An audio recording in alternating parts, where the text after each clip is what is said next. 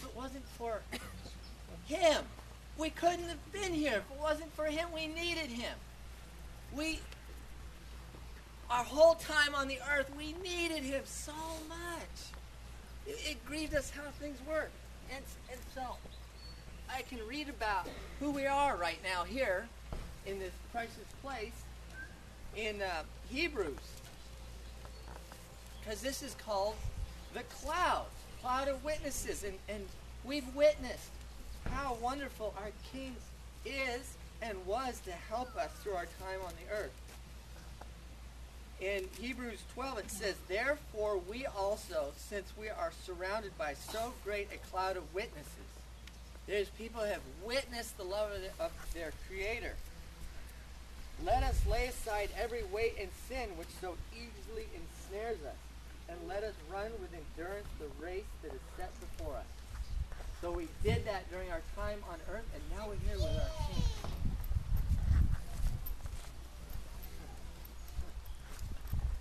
I know it says that the king, he's on his throne. It says Yeshua, he overcame and sat down with our Father on his throne. And Yeshua, as a man, filled with the Holy Spirit, that spirit of selfless love, he poured out his life and loved his friends and loved them till the end and didn't stop until they killed him for it. But because he overcame through the power of selfless love, death itself couldn't hold him.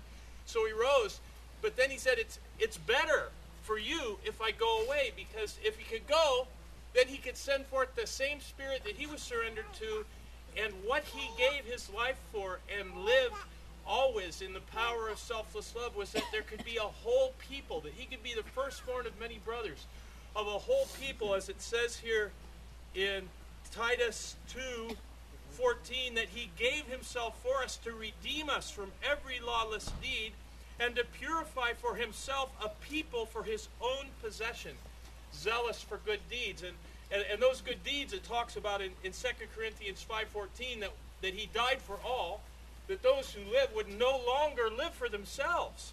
So there could be a whole nation of people who live a life of selfless love for one another and for all who are willing to respond to that selfless love. And Yeshua, he gave everything. He held nothing back. He gave everything to live in the power of that selfless love. And then he sat down on the throne waiting for a bride to come forth, a people who would actually do it. And as he loved to the end and didn't stop, that they would love one another as he loved his disciples to the end and not stop.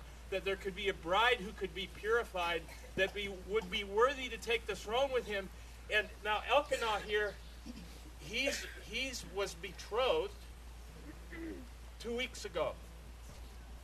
And he's been waiting 2 weeks, and he can't wait any longer.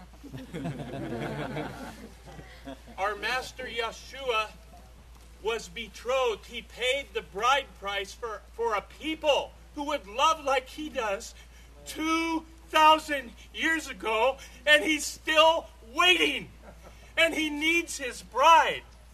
And some of you, your hearts are being stirred to respond to that selfless love and to come and be part of the bride, because the eye of our Father roams throughout the whole earth, that he could gather to those who are already gathered to bring forth that bride that our Master Yeshua gave everything for. And so that word waiting, it's 2,000 years, except for a brief shining moment at the beginning when the church was first birthed, and they loved one another, and they gave everything to love one another, and then it fell apart. But mostly that last 2,000 years has been a history of bloodshed and total misrepresentation of what he lived and died for. But in these last days, our Father's raising up that people, a true witness, a true representation of that selfless love that our Master Yeshua is waiting to be manifested in a people. And that's what he's waiting for. Amen. Amen.